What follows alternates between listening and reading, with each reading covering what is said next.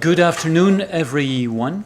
My name is Ike Picone, and as one of the organizing members of the Democratic Governance Work Program of BrIAS, I am happy to announce the very first speaker in the program's lecture series, which is Professor Axel Bruns, joining us from QUT in Australia, and expert in everything digitalization and polarization. And he will enlighten us about these topics in his lecture. I wish you a very nice lecture. All right, thank you very much. I don't know about expert in everything there, but I'll try my best. You've set the bar very high. It's wonderful to be here. Thank you all so much for coming. And of course, great to be the first in this series as well, and hopefully kick it off well. This is me. I do want to acknowledge at the start also my team who've had a lot of input into this work as well, and I'll say a bit more about that as I go as well. Now, before I start properly, as we do in Australia, I do want to acknowledge the traditional owners of the lands upon which I'm lucky enough to live and work. In Brisbane, that's the Turrbal and Yagara people, the First Nations owners of the lands where QUT now stands, and pay my respect to their elders' laws, customs, and creation spirits. I'll recognize that these lands have always been places of teaching, research, and learning, and acknowledge the important role that Aboriginal and Torres Strait Islander people play within our community. Now, I'm going to bring together a few different themes here as I go through this. I'll start, as I lead into this question of polarization, with a couple of concepts that you may have seen I have had something to say about before: filter bubbles and echo chambers. I'll then talk about polarization, and then also about the practice of practice mapping, the method of practice mapping to detect the symptoms of destructive polarization. So there's a bit of conceptual work, a bit of methodological work, and then I'll try and apply that as well to a case study as I go. So that's the sort of roadmap. But I want to start actually maybe a little bit before we get to the question of polarization with the question of filter bubbles and echo chambers, because so often they are positioned as the reason that we have polarization, that even we have increasing polarization in our public debates. And of course, really what people tend to mean when they say filter bubbles, echo chambers, is that platforms and their algorithms are at fault to a very large extent for the current developments.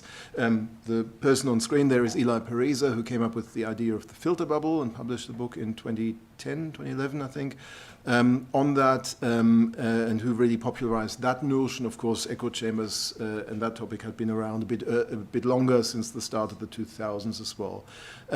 So the problem with filter bubbles and echo chambers, I'm going to treat them together here, is really that generally in the literature they tend to be incredibly poorly defined. What do we even mean when we say echo chambers and filter bubbles? Where would we find them? Initially, particularly with filter bubbles, people talked about search engines. That's where Pariser's idea came from, that he basically quite literally said, I asked two people to Google the same thing, they got different results. Oh, look, they must be living in different filter bubbles. That's the fundamental basis of his theory of filter bubbles. And that could be, of course, then general search engines, it could be news search engines as well, it could be other forms of portals and recommender systems that basically identify the personas, the personal interests that people have, and on that basis give them different results. More recently, of course, we've talked much more about echo chambers and filter bubbles in a social media context. So where, again, possibly the algorithms of social media might place people in different echo chambers or filter bubbles based on what they assume their interests are, and thereby curate the feeds that they're seeing. It could also be, of course, that people are following different others and thereby place themselves in these spaces. But again, also with social media, there's no such thing as social media. There's many different social media platforms, and they operate in very, very different ways. So we've got to recognize that, of course. But then also on any one social media platform, you tend to have a number of very different communicative affordances. You have your own profiles and the way that you curate them. You might have topical and thematic pages or groups. You used to have hashtags on a platform called Twitter. So there's a whole number of different mechanisms by which information might be curated on these platforms. So where exactly would we locate echo chambers and filter bubbles in that context? And then really, what do we even mean by when we use these terms? Do we literally mean that people need to be hermetically sealed into these information cocoons, information bubbles that are full of problematic information, where they no longer see anything else from the outside world and only see that sort of in-group information that they get in these spaces? So do they need to be very strictly sealed off from the rest of the world? Do we just mean some sort of in-group that may not be totally disconnected, but tends to be self-reinforcing in its own ideological views and becomes more and more hyper-partisan? Or do we just actually mean any kind of partisan communities of any kind, so that still have lots of contact with the outside world, but have their own political views? In which case, aren't we just talking about communities of interest anyway? And is that just, so are echo chambers and filter bubbles just another way of referring to communities of interest? In which case, why do we need these terms, and are they even a problem? And then, again, I've said this a few times already, why exactly would they form? Is it because of pre-existing polarization within society on certain topics between different groups? Is it because of an algorithmic construction of these distinct publics? Based on what the algorithm assumes your interests to be, or based on how the algorithm reads your behaviors and thereby then puts you into these different spaces? Or is there some sort of feedback loop between the two, and that might be the most likely? So all of these are questions that we need to ask about these kinds of concepts. And of course, we would expect some definitions perhaps, or also then from the people who propose these terms. But that's been very much lacking. Very often, if you read Parisa, if you read Cass Sunstein, who came up with the idea of the echo chamber, there's not actually much of a definition of what they mean by that. They just say that, oh yeah, people are in different spaces. They often, as I've said with Parisa, kind of argue from an anecdote. I asked two people to Google for the same thing, they got different results. Oh, look, there's a filter bubble. So much more of a common sense rather than a clear definition of what they mean by this. Not often very much empirical evidence beyond anecdotes either. And in fact, I have to say, neither of these are media communication scholars, are scholars of the way that people communicate on these platforms. Sunstein is a legal scholar. Parisa calls himself an activist and tech entrepreneur. So that may be the reason that there's also a lack of clear definition and a lack of empirically provable definition of these terms then out there. So that's a problem for these kinds of terms. And then, of course, if we look at actual empirical work, there are a number of studies that say that, yes, they found something they're calling an echo chamber or a filter bubble. In fact, many studies don't really distinguish between those two terms, which is also a problem. They use them interchangeably. There's literally a few I've seen where they said, we found echo chambers, aka filter bubbles. Again, why do we need both terms if they mean the same thing? If they don't mean the same thing, what do they mean, and how are they different from each other? One example of this, which is, and I'm showing these studies, I don't mean to criticize what they find, but the way that they characterize this, is a really early study by Adamich and Glantz from 2005, where they looked at networks amongst bloggers. Some of you might remember this from really early days of network studies, I guess, of online phenomena. So they found that, yes, Republican bloggers are more likely to link to other Republican bloggers, and Democrat bloggers are more likely to link to other Democrat bloggers. So you get this kind of network structure where you've got these two blobs on either side of the different political groups, but in fact also quite a bit of interlinkage between them. And they then said, okay, we found a mild echo chamber. That doesn't really work if your definition of an echo chamber, though, is that they need to be hermetically sealed from each other. So really what they're finding is some level of homogeneity, of homophily on either side, but also still a lot of information traveling back and forth and contact traveling back and forth between those two sides. Is that then a problem if we're saying that echo chambers are placing us in these separate environments where we no longer see what the other side thinks or says? Well, in this case, clearly not. So can you even have a mild echo chamber and have it be a problem in that kind of case? More recent work then obviously translated this from blogs to social media. started to look particularly at Twitter because that's where we could get data, and that's really largely the reason that there's many more Twitter studies than Facebook studies. And then often looked at hashtags and keywords, hashtag and keyword-based data sets, so you gather tweets that contain these particular hashtags and keywords and analyzed them, and often found some very mixed results. So they found that perhaps, yes, in retweet networks, there was a lot of separation between different sides of a debate. In at-mention networks, not so much, because they were all arguing at each other and with each other. In follow networks, again, perhaps the situation was different because they sometimes followed their enemies to see what the enemies thought.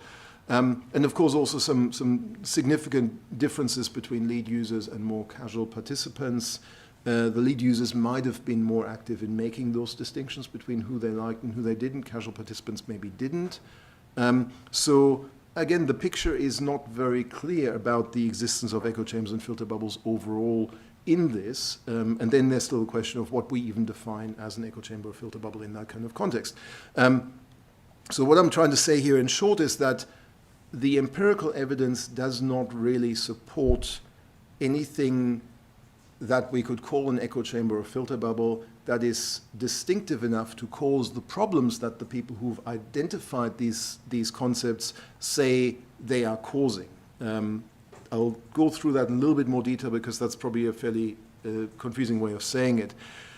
The kind of hard echo chambers and filter bubbles, the kinds of hermetically sealed environments that people have talked about, where you no longer see alternative views, you no longer see things that disagree with you, there's very, very little to no evidence that these even exist.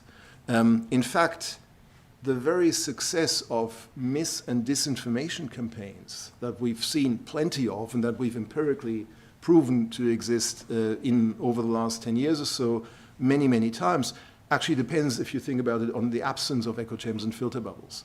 If you had a mis- or disinformation campaign on a certain topic, and that information was just pinging around within an echo chamber of people who are already convinced that vaccines don't work, let's say, then, for instance, that wouldn't really cause that much trouble because it would just reach people who are already anti-vaxxers. The problem with these campaigns is that they do reach into the general public, that they do reach out much further, and that's where they're causing harm. So in that sense, these kinds of campaigns very much depend on the fact that information breaks out of these echo chambers or filter bubbles that are purported to exist, or out of communities that are already convinced of the information that they're spreading. Further, we see that the hyper-partisans who are most actively supporting these sorts of campaigns, or really particular ideologies and worldviews, are frequently very actively seeking out their enemies, seeking out the people that disagree with them, partly to troll them, quite frankly, partly to argue with them, partly to also inform themselves about what the other side thinks so they can find arguments against that. And there's plenty of evidence that, yeah, the most ideologically one-sided users are also the ones that pay most attention to their opponents, to their enemies. So again, that goes against the idea of an echo chamber or filter bubble, that you're sticking just with your own people, with your own side. And of course, a lot of what I'm saying here is about social media, but we know that people's media uses continue to be mixed, that they are maybe not reading newspapers anymore, but certainly still watching TV, listening to the radio, encountering information in other ways more broadly, and not just spending time on social media or even just within the one social media space. So they're still encountering quite a broad mix, and in fact, the heavier social media users, and there's evidence on that as well, are also the ones that encounter the most diverse mix of media. So the more active you are on social media, the more likely you are, in fact, are also to see cross-attitudinal information. And then the flip side of that is the people who really don't care about the news and about politics are actually in the majority. We here in this room, I'm assuming, are kind of an exception from the broader public who really don't care that much about news and politics. But that also then means that they're very unlikely to lock themselves into some sort of ideological bubble because they simply don't care enough to do it.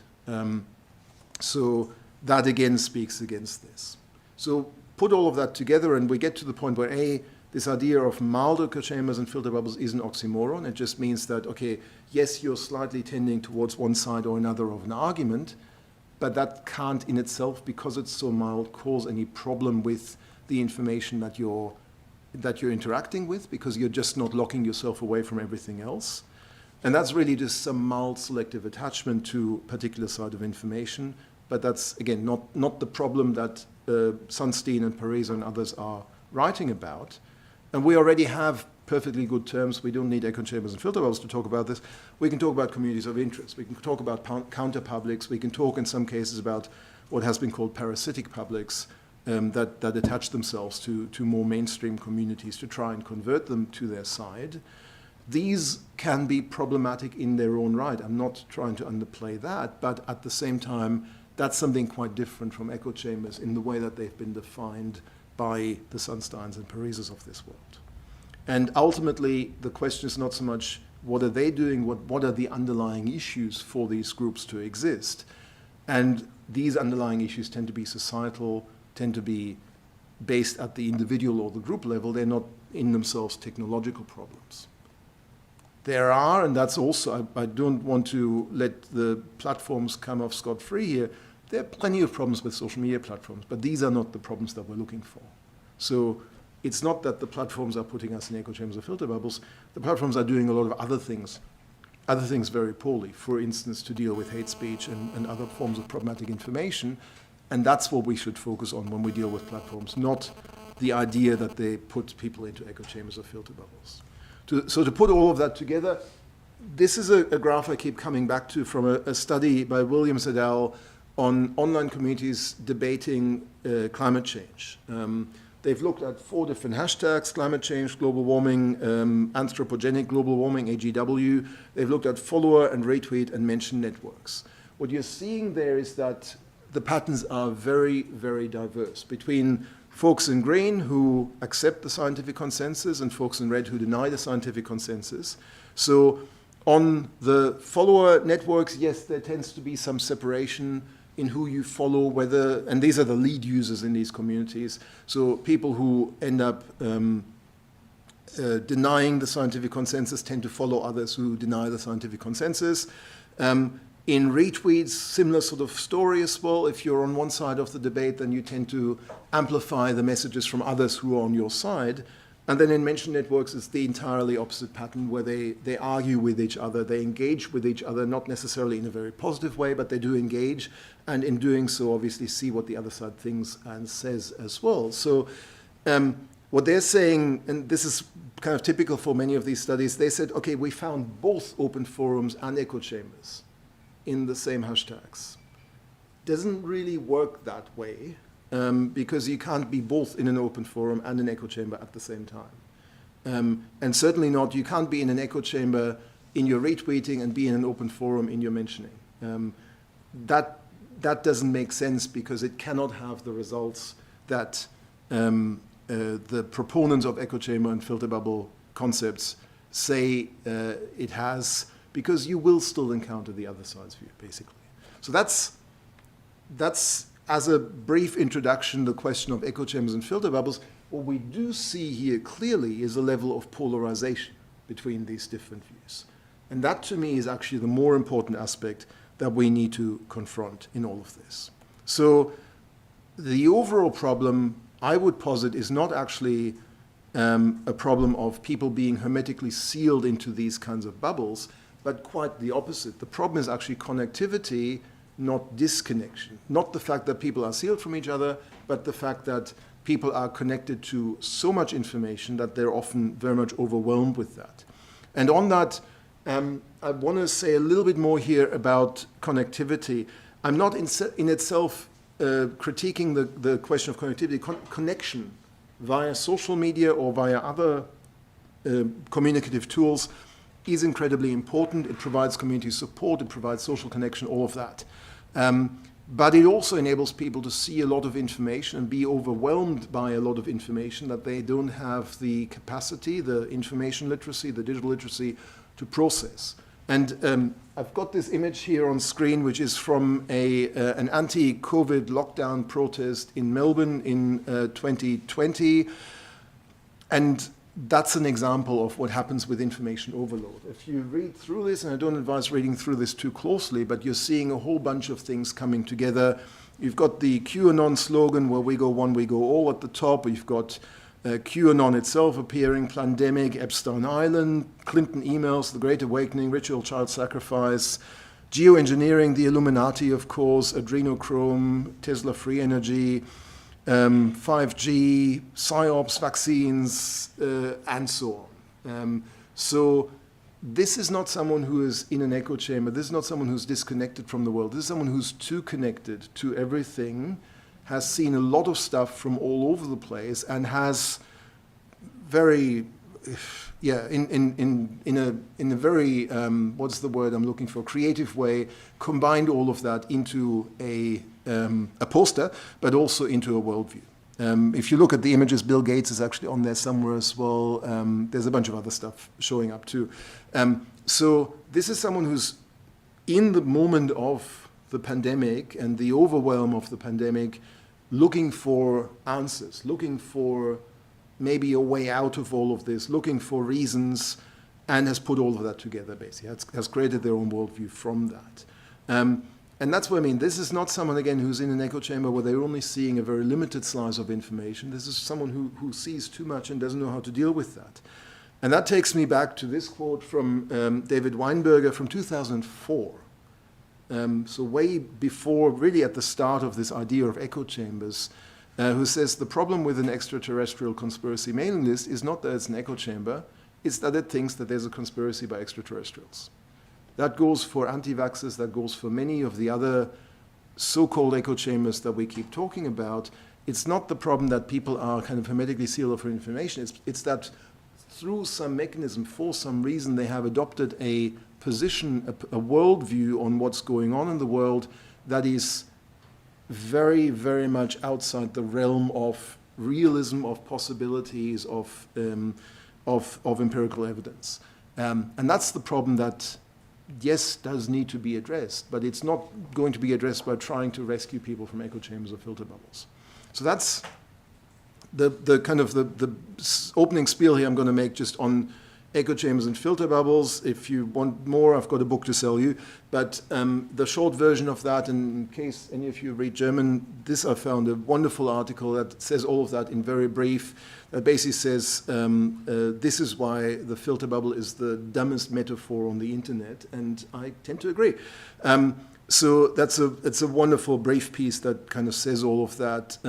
There is, I think, gradually now a kind of shift away from these ideas, which are ultimately incredibly techno-determinist ideas that blame communication technology for problems that are actually much more human and societal problems. And gradually we're starting to see that this is being picked up also by media that have previously tended to blame technology more than actually deal with the underlying causes for all of this. And as this says there somewhere at the bottom, contrary to soap bubbles, the filter bubble myth is continuing to hang on quite stubbornly, but we need to actually move on beyond that. And that's the reason I'm saying all of that is because, again, the underlying problem that I see here is not some sort of technologically driven existence of these information enclaves where people have different views and no longer see each other's views. They do see each other's views and they see them quite frequently, but that is not stopping them from being deeply polarized. And that's the central kind of concept I want to speak much more to here. This, by the way, and there'll be a few images like that, this is what you get when you ask Midjourney for an image of polarization, which I find quite interesting, just as a side note, because it's so very American as well. You're seeing there two pale, stale males facing up against each other. You see them in blue and red, so Republican and Democrat. Democrat and Republican, actually, in their weird color scheme that they have. And of course, they're diametrically opposed to each other in a very bipolar kind of form of polarization, squaring off against each other. So that's how many people understand polarization. And that's actually a bit problematic as well, because polarization is a lot of other things as well, not just this kind of image. So I want to spend a bit of time talking about that. Now, a lot of what I'm going to say here is built on work that I'm doing with my team. We're lucky enough to have a 5-year project, which is in our system called an Australian Laureate Fellowship, on the drivers and dynamics of partisanship and polarization in online public debate at the DMRC, and there's a larger team involved there, as you can see. We're very much interested in conducting cross-national, case study-based and longitudinal analysis, which is also very much building on developing additional methods for studying polarization. So what I want to start with is actually this question of what do we mean by polarization in the first place? The more you do look into literature on polarization, the more you see that people can't actually agree on what it means. And that much of the literature on polarization tends to be very much dominated by American understandings of polarization, which don't work in Australia, don't work here, don't work in most other countries which have a slightly more sophisticated political system than the Americans do. But this is kind of what you're getting in the first place from, in most cases, you get this sort of Democrat versus Republican understanding of polarization, which yes, and clearly, and this is only going to 2017, and God only knows what it would look like now, where you're seeing that the median position on a bunch of political values and issues in the US has gradually drifted further and further apart in the surveys that have been done on this, and that the two camps in American politics are more and more split across each other. I would maybe say here too that the Republican position itself might also be on the verge of splitting there into what might have been at that point more of a Tea Party or maybe early MAGA movement and more establishment Republicans. You see the spread there of Republican positions broadening out as well. That's not the only story in the US though, because there's also, and sorry, maybe I should go to this first, the partisan assessment of presidents over time has split much, much more. So whenever there's a Democrat president, Democrats think that president is great, and Republicans think they're terrible, and vice versa, of course, as well. So this is what this graph shows, that, yeah, the rating of presidents has predictably perhaps widened as well. The gap has widened between Republicans and Democrats over time. Having said that, and that's from the same, I think, Pew Research Center study, they also find that, in fact, quite a few Americans these days also think that none of the political options that they've got, the two political options that they've got, are any good. And what by that point, 2023, about a third of Americans had an unfavorable view of both sides of politics. That's actually starting to show us that the kind of bipolar understanding of polarization in the US doesn't necessarily hold anymore either, because there's also a lot of just hateful politics overall, perhaps, going on there. Now, that all leads us to really ask, well, what do we even mean by polarization? Do we just mean whether they like Republicans or Democrats, in which case that doesn't translate anywhere else? Probably not. We've got to think a bit more systematically about different forms and different types of polarization. We've gone through this in this article that I'm going to refer to in a moment as well, to actually understand in the literature what have people talked about. And that starts at different levels. So there's, of course, polarization at the level of individual issues, whether you're for or against a particular issue or what views you have. So that might be a disagreement on specific policy settings. The graph I showed you of Republicans and Democrats drifting apart is in part based on asking them, how do you feel about abortion? How do you feel about immigration? How do you feel about whatever other trigger issues there are in the US? And then seeing how those issue views then aligned at a higher level. So that's issue-based polarization. Again, that sort of aggregates up potentially into ideological polarization, where it's no longer about your view on particular issues, but your view on overall ideologies, and how you feel on a particular issue might be affected by your overall ideology. That's called partisan sorting, that basically if you're a Republican or a Democrat, gradually you will adopt whatever the view of your side of politics is on that issue. You can't, it's harder for you to be, let's say, a Republican that supports It's harder for you to be a Republican who supports women's reproductive rights, for instance, because so much of the Republican Party has a very staunch, conservative, pro-life view of things. So that's the kind of partisan sorting that I'm talking about. That's the ideological side of polarization, the ideological level of polarization. Increasingly, then, that might also turn into affective polarization, where it's no longer actually about your rational understanding of what your ideology is, but actually just your affective alignment or affective attachment to one side or the other of politics. Again, I'm using American examples here for the moment, so how strongly you feel about being a Republican or Democrat and what that says about you as a person, and how much you hate the other side, frankly, as well in that case. So that's more of an in-group, out-group kind of attachment, essentially, that's felt emotionally rather than necessarily understood from a rational ideological point of view.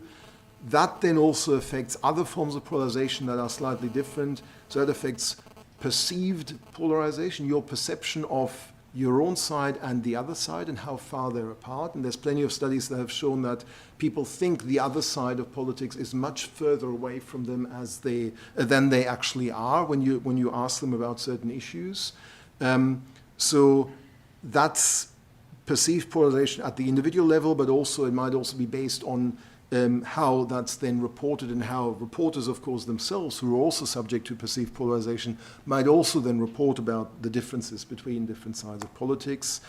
That, in turn, might also affect interpretive polarization. So when you see news reports, even neutral news reports about a certain issue, how you read them based on your own understanding of your own side and the other side might be totally different from how someone from the other side might read that same article and might understand those same facts. So a report saying the unemployment rate is at this level could be seen as, okay, that's great because it means it's pretty low, or it could be read as that's really bad because it means it's rising. So that's how different partisans might interpret the same facts, the same issues, the same events, the same media coverage in very, very different ways as well. And that then also might affect interactional polarizations, who you choose to interact with, and not just who, but also maybe what information, what sources, what other aspects you might choose to interact with, of course. And that then is the final sort of level of, how you engage with others, how and whether you engage with others, in fact. That might be based on your understanding of who these people are and how you expect them to react to the things that you might have to say to them as well. So these are all different forms of polarization that have been identified in the literature.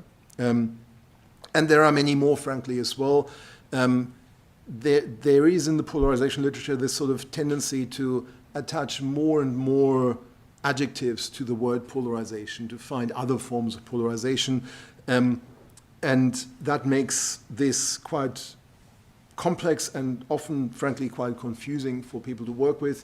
Plus, then there's the fact that many studies that seek out to find evidence of polarization don't tend to identify which type of polarization they're actually talking about. So in the end, they might just say, we found evidence of polarization, as I've, in a sense, said with the Williams et al. Graph of the 9 networks. Yes, there's polarization, but what kind of polarization is it? In the first place, presumably interactional polarization, because they've chosen to interact in different ways or not with people on the other side of this issue. It's probably also issue-based. It may also be ideological. It quite possibly is affective as well. And we could look at the tweets that were involved in those interactions to see to what extent there's rational debate or very emotional screaming at each other going on. So, which types of polarization do we see in these kinds of networks? That also needs to be clearly identified, perhaps.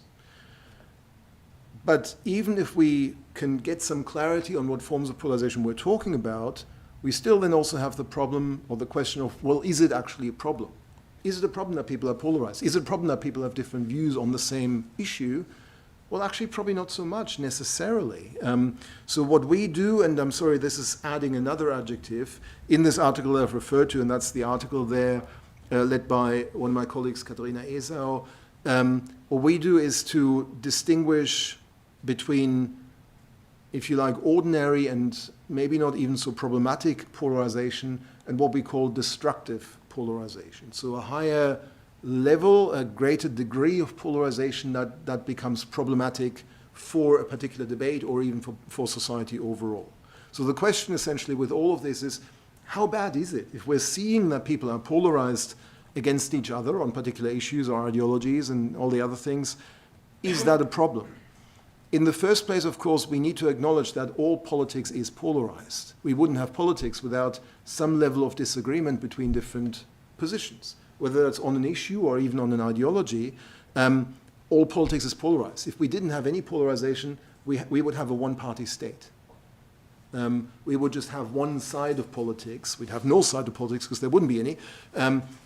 That's not a good thing either. So the end goal can't be to eradicate polarization altogether and just have total constant consensus on everything. That's stagnation, ultimately. So all politics is polarized, just not to the point of dysfunction all the time.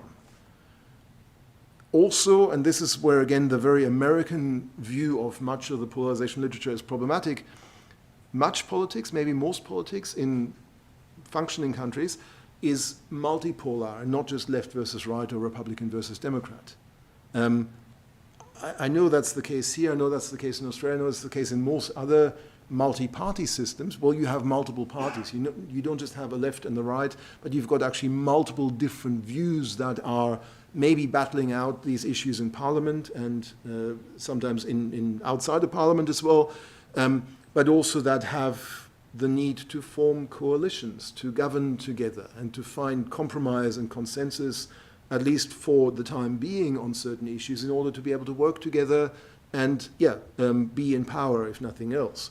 So in most countries, politics is not a winner-takes-all situation, but multipolar with alignments between these different groups that are temporary but sometimes very stable as well.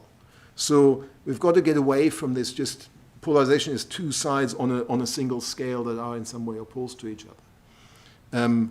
It's much more around discourse alliances, political alliances, and antagonisms as well. So if we have these kinds of antagonisms between different camps in politics, then when does that actually become problematic? When does a mild antagonism and a justified disagreement on a certain issue turn into what we call destructive polarization? Well, we suggest that there are 5 key symptoms that we might want to look for there. We're not saying these are all the symptoms. There may well be others that we haven't thought of, but we think that these cover quite a few of the cases pretty well.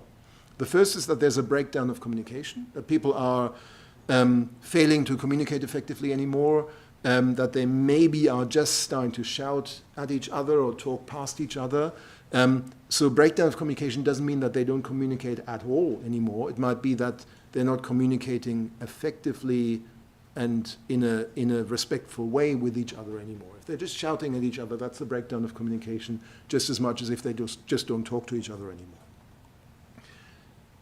Another aspect of this is discrediting and dismissing of information, where they're actually already dismissing information just because it comes from the other side of politics. I'm sure you can all think of examples, but particularly, for instance, the dismissing of statistics that they don't like, the firing, as we've seen in the US again, of the various government department folks who provide, let's say, labor statistics that the president doesn't like. That's a form of discrediting and dismissing of information as well. An erasure of complexities, which means that really complex topics, like, for instance, under what circumstances and up to what point should abortion be legal and should abortion be allowable, that just becomes pro-life versus pro-choice, and that there's no exceptions to rules being made at all anymore. Exacerbated attention and space for extreme voices, so that the louder and more extreme voices get equal space within political debate and within political coverage, by the way, news coverage as well. So that essentially the Overton window, as it's called, keeps broadening to include more and more extreme voices in all of this as well. And as part of that, and sort of maybe very much related to that, exclusion through emotions as well, where it's the emotional voices that often carry the day, that say, well, if you're supporting this, then you must be evil and we cannot really debate with you anymore. That's also deeply problematic. So these are the 5 symptoms that we see as particularly critical here. They don't all need to be present for polarization to be destructive, but they often occur together. Again, how strongly they're all present may vary from case to case, of course, but if you see one or more of these, then there's a good chance that at least we're drifting towards destructive polarization. And I should also say it's not just about, okay, they're there or they're not, so it's a binary choice, is polarization destructive or not, but it's a matter of degrees as well, how destructive we might assess a particular debate to be in terms of its polarization. Now, the next question then becomes, how do we assess that? How do we identify these? And here I want to spend a little bit of time on this idea of practice mapping, which we've developed, which is, again, a different article there if you want to have a closer look down the track as well. That works particularly well for the analysis of social media debate and of news coverage as well. What we're interested in the practices that people actually engage in as they engage in polarized debates. So by practice here, in a social media context, we mean, as it says, that the sum total of everything that the accounts involved in the debate are doing, their actions and interactions, the way that they engage with others, but also what they themselves are saying. So it's the doings and sayings of these accounts, as practices are often described. And of course, for them to be practices, they need to be more than just one-off. They need to be repeated to a certain extent as well. That's what we're interested in here with practice mapping. Practice mapping can help us identify the different distinct groups involved in the debate and the different distinct practices that characterize these groups. And then that enables us to see, well, these practices that they engage in, do they show any of the signs of destructive polarization within this debate? Now, in part, this is driven by the fact also that the sort of Twitter analysis that I showed you with that graph of the 9 network graphs is actually no longer very easily possible. We're also at a point where we need to move beyond Twitter analysis in our social media work because, frankly, Twitter is no longer there. It's turned into something horrible called X. And data access to what happens on Twitter is no longer available either. So also we need to understand how debates happen on many other. We've always needed to understand how debates happen on many other platforms, but that need has been sharpened even further by the developments now. So what we're interested in here is social network analysis, but also well beyond the kind of very rich data that Twitter used to provide, beyond that sort of golden age of network data that we might have experienced for the last 10 years or so. We don't actually, for many other platforms, even have much networked interaction data in the first place. You can't get a lot of interaction data out of Facebook or Instagram. You don't really have networks of interaction on thread-based platforms like Reddit and YouTube and TikTok and so on. So how do we even deal with these sorts of platforms if we're wanting to do the sort of analysis that we're interested in? So what we're interested in finding is essentially communities of practice, quite literally, groups of users, groups of participants, groups of accounts that engage in similar practices in a sustained kind of way. And that means we need to pay attention to their content as much as to their interactions. Networks are often very useful for that. So network analysis is one of the key tools that we're using here.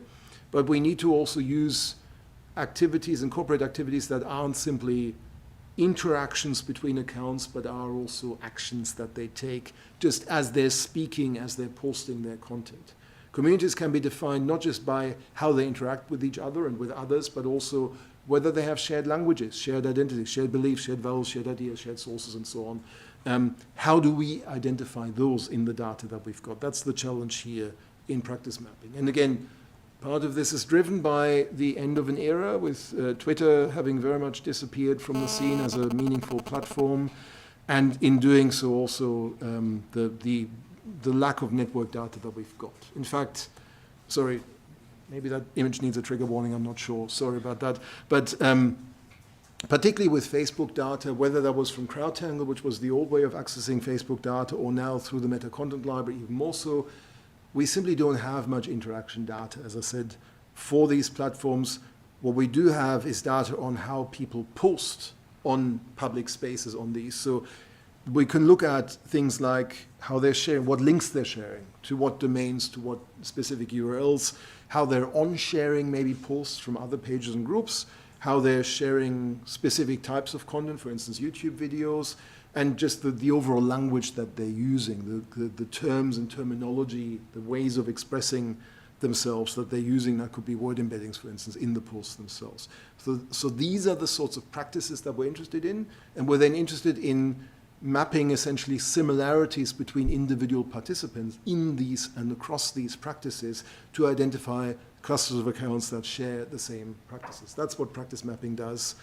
And that then gives us a network of similarities in practices, no longer just of interactions, but similarities in practices across these different groups of accounts. Now, we've outlined that in this article in Social Media and Society, which tries to go beyond this idea of interaction mapping, which often is quite limited, and towards practice mapping. So, and maybe I'm sort of slightly repeating myself here, but what we are interested in operationalizing as we're looking at these similarities in practice are, yes, still interactions between accounts. That's still important, but it's not the only thing. The kind of content that accounts post, so whether that's in terms of their topics, the sentiment, the hashtags, named entities, whatever else you can think of that you might extract from their posts. The use of sources, so URLs, domains, embedded content, and so on. Possibly some other attributes that we might have about these accounts that might come out of their profile information, for instance, or anything else that we might manually or computationally code about these accounts as well. So, for instance, if they are institutional accounts of politicians, of other societal actors, we might identify them by the type of account that they are as well. And of course, whatever else we might think of. And I'm talking here mainly about social media, but this can be translated to other forms of content as well quite successfully.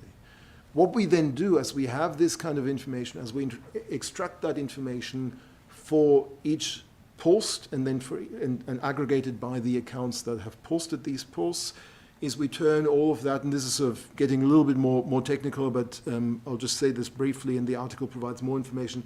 We turn this into vectors. So first we have the post ID, the account ID, and the type of activity that they engage in. So that might be that in this post, this account shared a link to that source, or in this post, this account used a term like pro-life or pro-choice, and that distinguishes what they're talking about. We then turn that into vectors, so we have an activity vector that describes the sum total of all the activities that an account engaged in our data set. And then we engage in a pairwise comparison of these activity vectors for each pair of accounts, so we can calculate the similarity in activities for each pair of accounts and then use that to graph this as a network. That's the overall logic. Again, happy to talk more about this maybe in questions, but that's the overall logic and the overall approach that we take with practice mapping. So we're creating a map that is ultimately about the similarities in activities between the accounts in our data set, no longer just who they're interacting with and how they're interacting with them. And very briefly, I'm just going to show you what that looks like for an actual case study. In Australia, we have unfortunately had a very important case study for this, where the government ran a referendum on greater recognition of indigenous peoples in Australia in the Constitution. And that led to a campaign, obviously, from different sides. As you see, this is a clear example of polarization, if nothing else, the yes versus the no campaign. And of course, a referendum necessarily simplifies things to a simple yes versus no.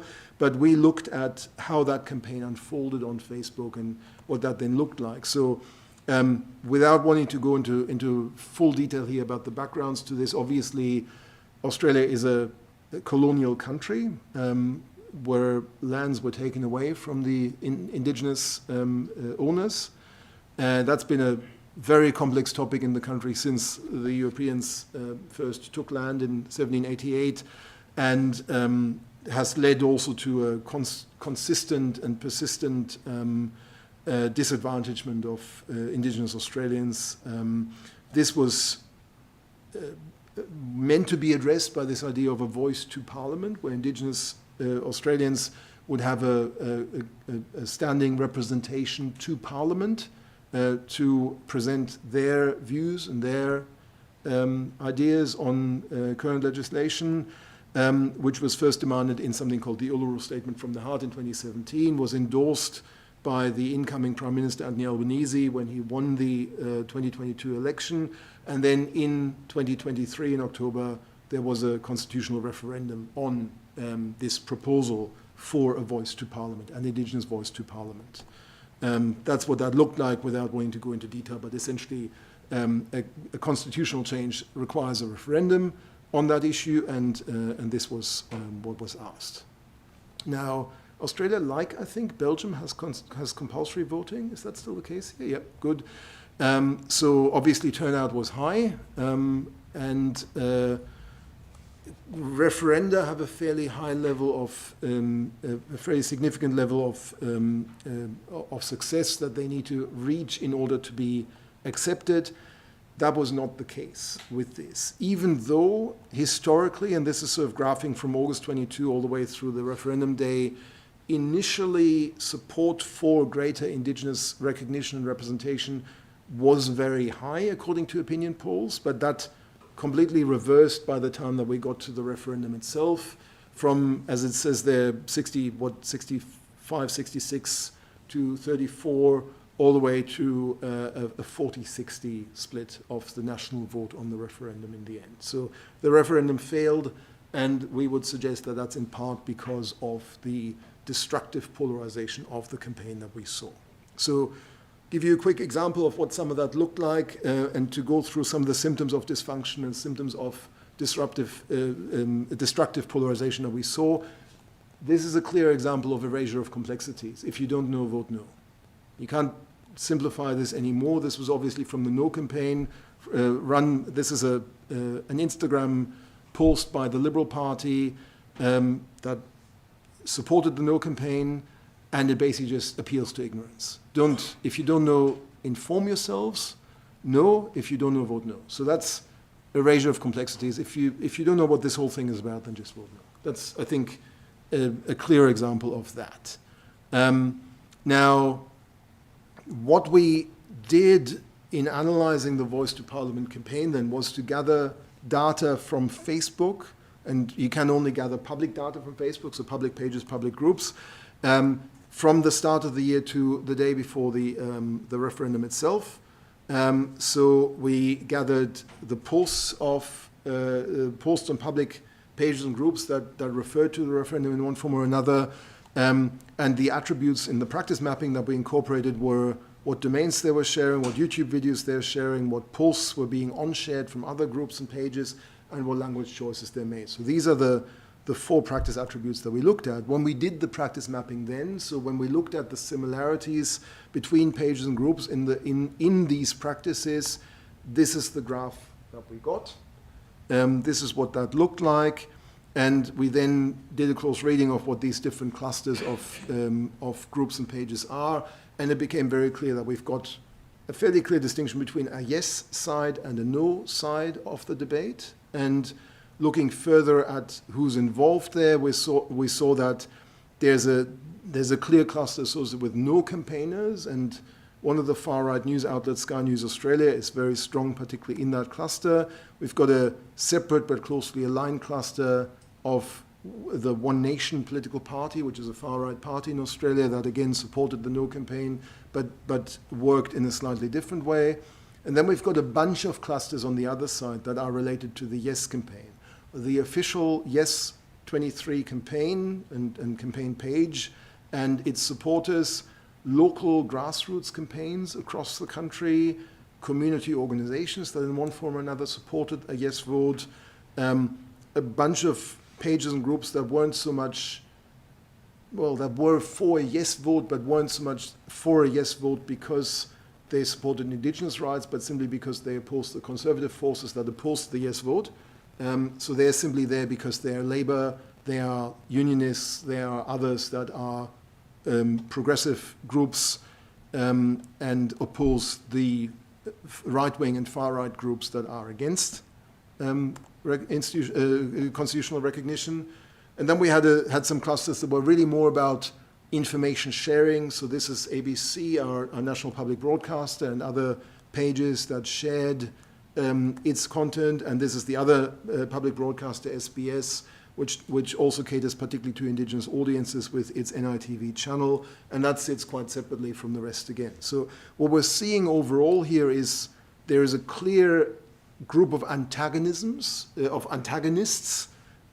people opposing the referendum, and more of an agonistic discursive alliance, so different groups that for various different reasons are for a yes vote, but were not necessarily coordinating their activities, provided very different arguments, shared very different content, were in very different ways for yes, and never really quite coalesced into a strong yes movement in the way that the no movement certainly did.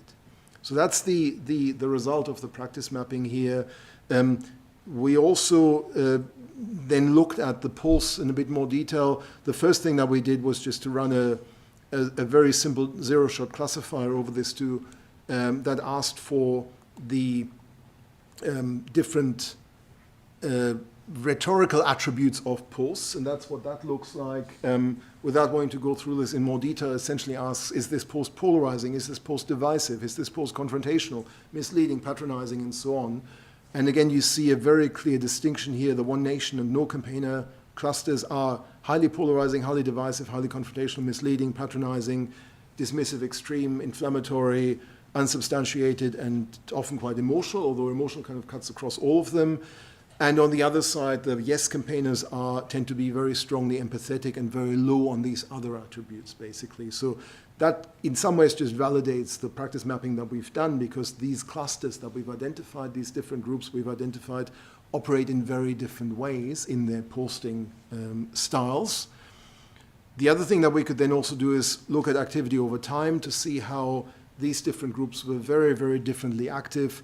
The no campaigners got started much, much earlier and posted much, much more than other groups did. That's the red line there, and you see that they, from June or so onwards, from mid-year or so onwards, were far more active in their daily posting activities than anyone else was, and that on the yes side, it really was largely the anti-LNP, so the groups that were just against conservatives.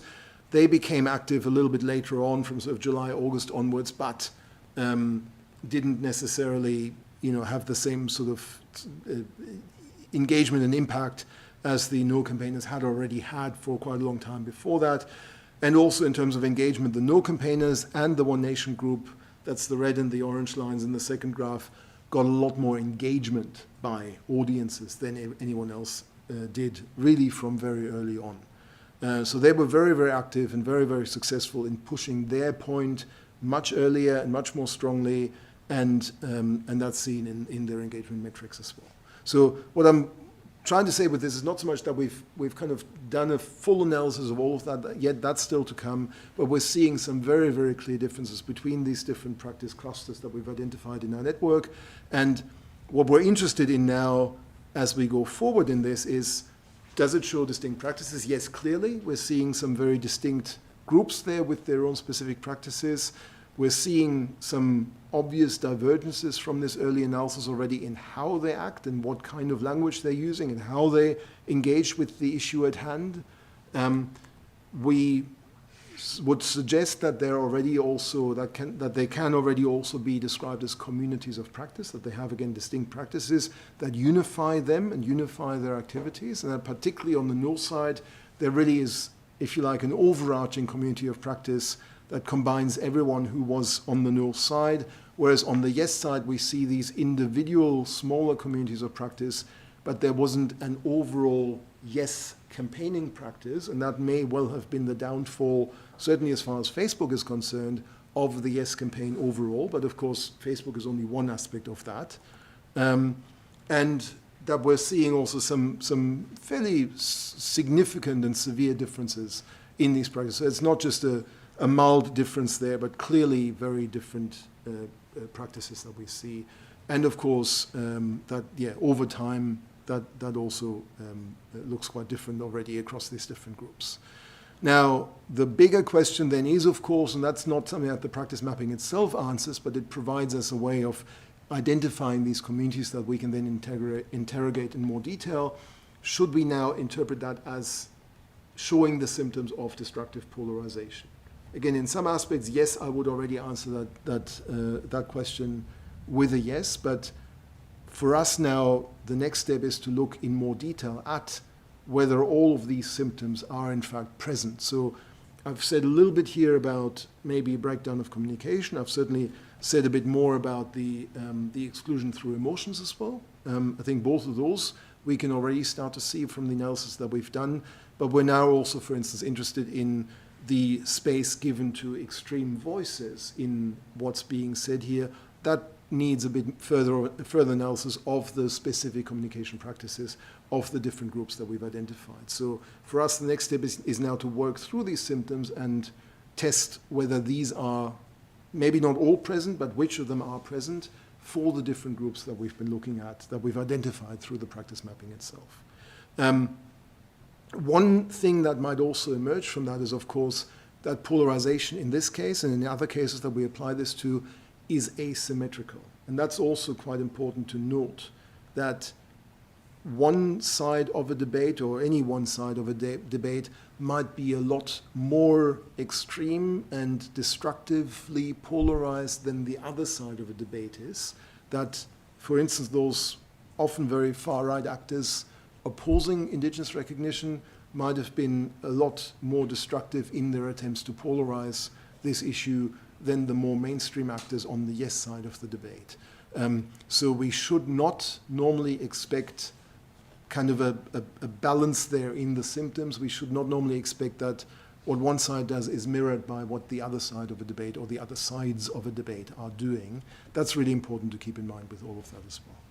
So that gives you a bit of an idea of where we're at from moving through the conceptual work on polarization, through the methodological development of practice mapping, to the empirical application of that to a case in terms of then detecting the symptoms of destructive polarization. I might leave it there, and hopefully there's a bit of time for questions still as well. So thank you.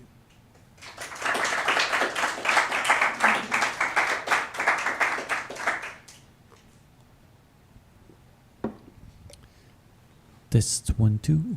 Are there questions? Oops.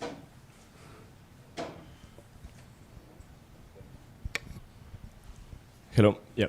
Thank you so much for the lecture. I found it fascinating and it's very thought-provoking.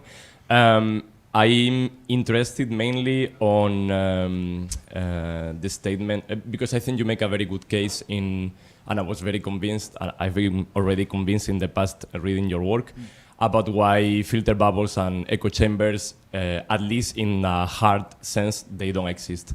My question is, and I would like to hear your thoughts, do you find this is the same for every social media platform?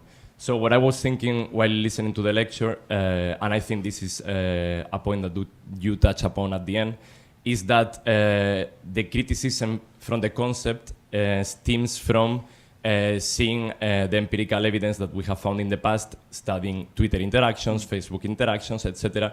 And I think you are right that they show that when you have a social media platform that is based on social networking, people at the end find ways to interact with the opposite side, interact with different peoples, etc. And the empirical evidence that we have is a bit shaky. But in my research, I'm focusing mainly on TikTok, and I'm interested in the TikTok case and the YouTube case, because I think you also said, and it's a very interesting point, that only looking at the interactions, we don't have the full picture. And we know in TikTok and on YouTube, for example, many people are what we colloquially call lurkers, in the sense that they are basically consuming videos. I think the fact that these platforms are highly based on algorithmic content recommendation is mediating content consumption in a way that maybe is totally different from Twitter and the others. And even in the example that you show at the end, maybe this type of content consumption is not reflected on empirical data that we are collecting about sharing videos in communities, whatever, because that still requires an active action of networking that maybe we are not capturing all this individual content consumption. And I know now many people, including myself, they are working with data donations to try to like check how this is happening. So basically my question for you would be like, now that you are entering this methodological terrain of like practice mapping and getting deeper into the topic, do you think you might find out that echo chambers and filter bubbles are actually a real thing, maybe defined in a different way in this type of platforms? Or what are your thoughts about this? Yeah, thank you. That's a really good question, and you're right. There's always going to be on almost any social media platform, there's always going to be that category of users who don't really leave traces as such, certainly that we can observe. Obviously the platforms might be able to observe them, but that do not actually communicate actively on a platform, just lurk, just follow, just consume, and their actions we cannot observe that way. So you're right. Data donations are really, really important, and Ike and I talked a bit about before this talk as well about some of the methods for data donation that people are using to really understand, well, what do ordinary users who are not very active at posting, what do they actually see and encounter, and what does the platform serve them ultimately? So I think for one, the question's still not answered there, because we're already starting to gather, we're only starting to gather really more comprehensive data sets on what people are doing on those platforms, what we can see, and more needs to be done basically to understand what platforms are serving. That might also, of course, as you're saying, it certainly is very different from platform to platform, depending on how their algorithms are designed. One thing I would say, though, is that those lurkers, those users, if they're really ordinary users who don't have particular high levels of activity, there may not be a great deal of politically focused use there either. So they may end up end up getting a stream of information that is somehow suited to what the platform thinks their personal interests are, but without a great deal of activity on those platforms, the platform might have a hard time really reading that out as well, out of just your consumptive choices. So the platform might serve you more of what you've already consumed, but whether or not that's problematic in a sort of echo chamber filter bubble sense, if you're purely conserving funny, cat videos or something, yes, you get more funny cat videos, but that may not in itself be a problem as such. Those users who are more politically active would possibly also be more likely to be actively posting. I would suggest, and in that sense, that may not be such an issue. The other question is still whether those users are purely active on that platform or also across many other platforms where they're still seeing a broader range of other content. May I add something? Sorry, I don't want to monopolize. Yeah, I agree in that sense, but I also think you made a very valid point that we are like a specific group or part of the population that we are highly interested on this. Yep. I would say that even if people are not commenting or sharing on TikTok, that doesn't mean they are not actively consuming. People watch through thousands of videos, and sometimes they get political content, but they are not actively communicating. Yep. So I think we will find out. Exactly. But in essence, we would expect them then to have to very actively select and engage with that content in order for the platform to serve them much more of that as well. Because if they just see the odd political video every once in a while and don't really do anything with that, the platform would still not have the signal that it should serve them more of that, I guess. But again, I think the jury is very much out on that. You're absolutely right on that. Yeah. Thank you. Thank you so much. Yep. Right, from my part as well, thank you very much for this interesting lecture. As a researcher on online disinformation, I was really relieved and happy to see that you took a stance against the techno-deterministic nature of the status quo in analyzing these problems. However, in that specific regard, I must say that I was also kind of a little bit disappointed, really, when I saw the slide with I think it was the woman with the QAnon slogan and all of that stuff, where you kind of stated that through fake news, there was like a tendency for hyper-partisanism, and then finding communities for supporting these views. In my understanding, to move away from techno-determinism and looking at much more, let's say, contextually, I thought like this didn't really make sense in that regard for me. Because if we want to get away from this techno-deterministic nature of the status quo, shouldn't we look at like in the opposite way, that people are experiencing discontent because of things that happened in the real world, like financial crises and so forth. And then in looking for support in these views, find communities where fake news or alternative narratives might be spread around. So that's my question really, is in what way is your work moving away from this techno-deterministic view? Because I saw it a little bit as just a difference techno-determinism. Okay, sorry, I might have not been clear enough on that then, because that's precisely my point of view. That, and COVID is a great example for that, because it is a crisis moment, a moment of, in some ways, both an information vacuum and information overload at the same time. Oddly enough, we had at the start particularly a lack of clear information on what's going on, how bad is it, how long is it going to last, what is it caused by, is it in the air, is it in bodily fluids, is it whatever, how is it transmitted, all of this sort of stuff. So we had that complete lack of knowledge, even from experts who were still trying to unravel exactly what's going on in the early months.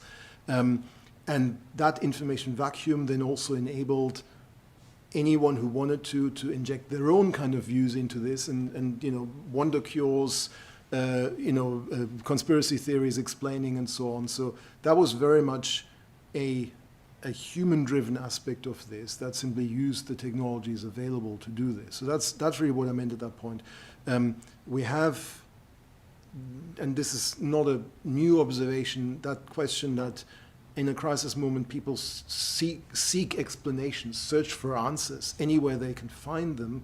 And if there's no authoritative answers out there, then they're going to find them somewhere else, because it's a human tendency to want to explain things, basically, to want ideally an easy explanation, a reassuring explanation that says, okay, yeah, it was Bill Gates doing an experiment that went wrong, or it's 5G technology or whatever, rather than just, well, pandemics happen every 50 to 100 years, and we'll just have to get used to that. So people trying to find these easier answers, basically, these comforting answers, essentially. That's a human tendency. That's long been this way, and now we're using social media to do that. But before that, we would have used other available media forms or just word of mouth, and those still play a role as well. So that's what I mean. So that's absolutely what I mean at that point. And yes, of course, now in this environment, it is possible to, as they say, do your own research and find whatever answers you find comforting and convenient. And that's what that example of the poster there showed.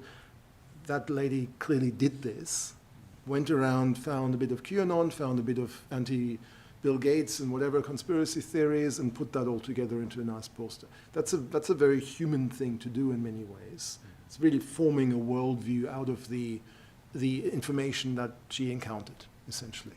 So if that's what I mean, if that makes sense. Yeah, thank you. Just a very small follow-up question. The one thing that in this lecture today, in my opinion, maybe not got the full attention that it deserved was the level of actors that are, let's say, government and institutions, right? Because in our, although maybe neoliberal project, there is a certain sense of depoliticization of issues, where we see that on social media, call it fake news or whatever, there is a certain trend for politicization of these issues. Yeah. So in this disalignment, is this a sort of meta polarization, or how should we view this context? That's an interesting question. I mean, I'll say, maybe answer that by reflecting a bit on the work that we did also, particularly around the COVID crisis. Well, we did a close analysis of the COVID 5G conspiracy theory, for instance. So the idea that 5G technology somehow caused COVID or made COVID worse or whatever. And we traced those conspiracy theories through from their early origins all the way through widespread circulation.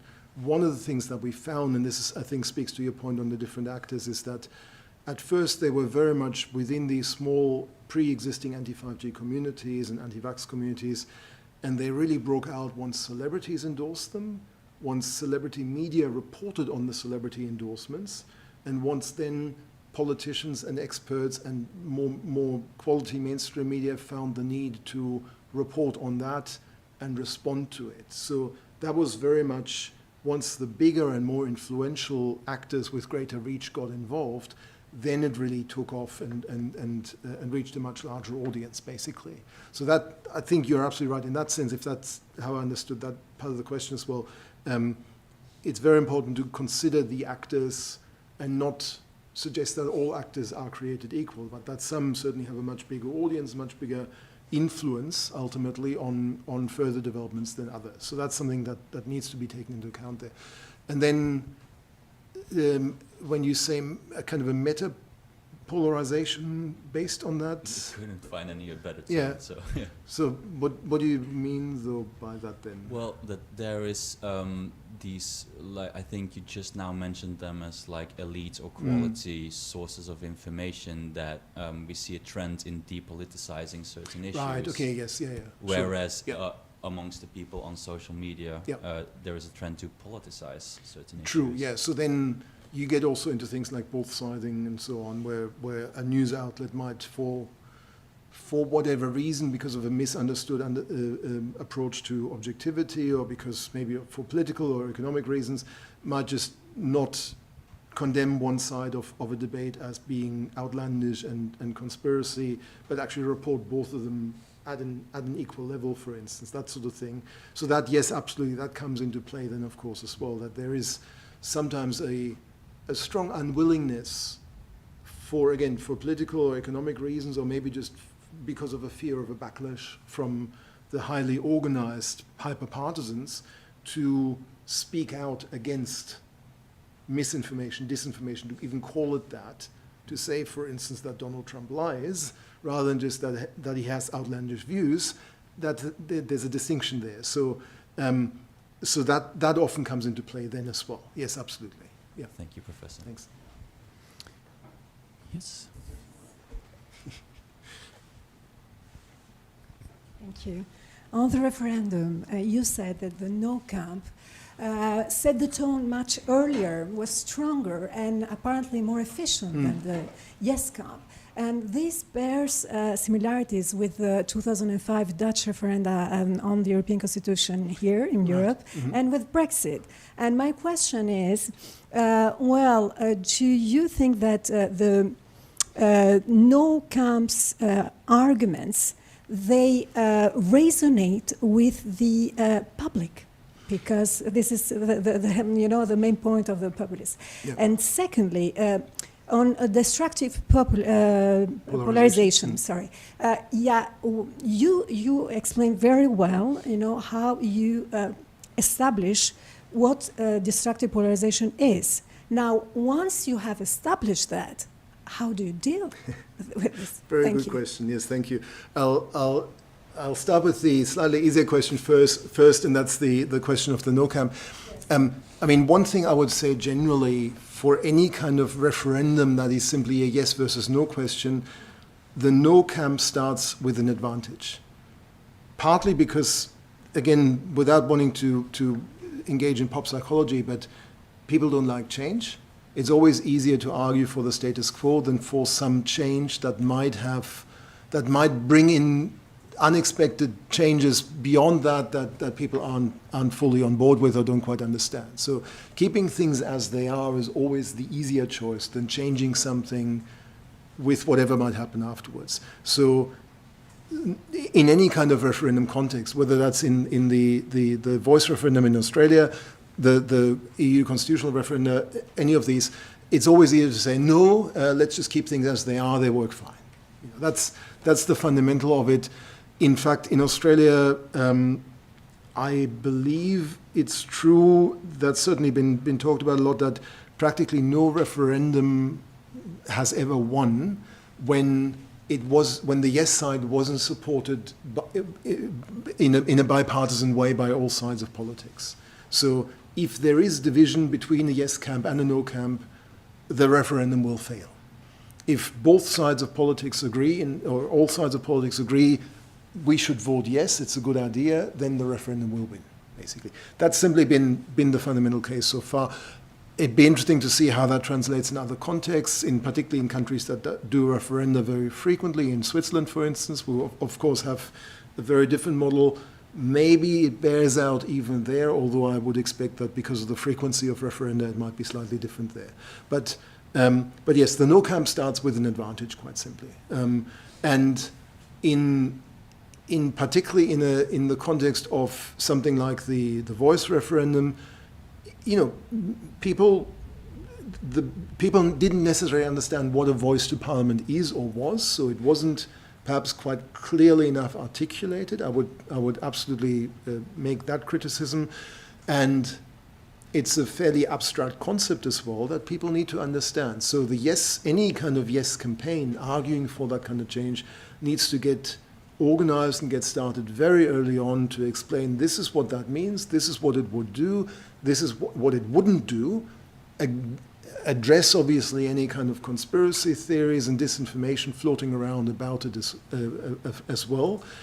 And that's a lot of hard work because it's a lot easier to take this sort of fear, uncertainty, and doubt campaign essentially that can be run by just throwing out all sorts of things. And as a no side, you can do that quite effectively. Just throw out all sorts of conspiracy theories. Some of that will stick, and keep the yes side constantly having to defend against these kinds of things. I mean, literally during this campaign, there was a debate driven in part by Sky News about whether the Uluru Statement from the Heart that suggested the voice referendum had 1 page or 26 pages.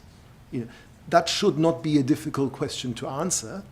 You look at the thing, it's got 1 page, but even that was queried and questioned throughout the referendum, so there was constantly that sense of uncertainty and lack of understanding and very deliberate kind of obfuscation and confusion that took place over the course of the referendum. So yeah, it's very easy if you're unscrupulous enough to sow a lot of doubt and confusion amongst voters if you are the no camp, and the yes camp constantly will have to respond to that in order to get its message heard. So I think that's just the fundamental of referenda, I think. It would be a different story if it wasn't a yes-no question, but do you want this option or do you want that option? Then both sides would be on a much more equal footing. But of course, referenda are also designed in this way because, particularly with constitutional changes, we don't want to make them easily. We want a strong support amongst the public for a change to our fundamental basic laws if we're making them. So in some sense, I understand why a no vote would always have a slight advantage built in essentially into the process. So that's on that, I think, and that I think that probably translates to other referenda quite well as well. Now, although I will also say how that, if we apply that same logic to something like the Brexit referendum in the UK, for instance, it should have been a lot easier to argue no than yes. And there I think the no side just didn't do a particularly good job in the first place, probably. And the yes side was clearly very motivated. So somehow in the Brexit referendum in the UK, the roles were sort of reversed in a weird kind of way. But that's a different story. Now, the more present question, yes, you're absolutely right. You've really put your finger on that question. If we identify, if we determine that there is destructive polarization in place in a particular context, what do we then do about that? How do we address these symptoms? And that's without wanting to take an easy way out here, I think it's often very context specific, obviously. What is this about? What are we destructively polarized about? Is this a matter of an asymmetrical level of polarization? So is it one side that is really highly destructive and the other side is not? Then we need to deal with that in a different way from two sides of politics both being destructively polarized against each other. So the voice referendum that I've talked about, I think I would argue that the no side is more destructively polarized than the yes side is. in many, again, just going to the obvious case, looking at the US, I think both sides of politics are probably by now destructively polarized against each other. So that needs another way of dealing with that. I think if you've got two sides that are more or less equally, maybe that goes too far, but that both show signs of destructive polarization, there's a lot of reconciliation and bridge building from both sides that needs to be done in some way, but also in a way that's safe and sensible, bringing people from both sides together to better understand each other again, to begin to communicate effectively again, to reduce the level of affective, emotional polarization between the two sides, to speak more about issues that they might both be able to agree on. Those would be measures, perhaps, that you could take if both sides are just very destructively polarized against each other. In the case of asymmetrical destructive polarization, is actually more about, in a sense, de-radicalizing one side of the debate and or perhaps separating those radical elements from the more mainstream elements of of that side as well. So in Australia, I mean, again, in the voice referendum, in the end, 60% of people voted no. That doesn't mean that 60% of Australians are utter racists and extremely far-right, destructively polarized. But it means that amongst that larger group of 60%, destructively polarizing views have taken a great deal of root as well. So it's actually about breaking apart that linkage, I guess, between that significant segment of the population and these extreme views and problematic views that were driven by a significant part of the no camp. So that's the linkage that needs to be decoupled so that you can have a more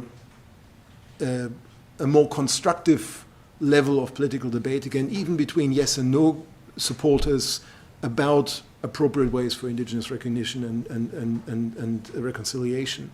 And then detaching the extreme elements of the debate from that. Now, how you do that, that's difficult, and it probably needs a de-radicalization expert more than someone like me, but that to me is sort of the question at that point. Okay. I think our time here is up, but there is coffee waiting for us, and Professor Bruns will be happily answering any other question over a cup of coffee. So rest us to thank Professor Bruns once more. Thank you very much. And Thank you. And see you all in the next edition. Have a nice afternoon.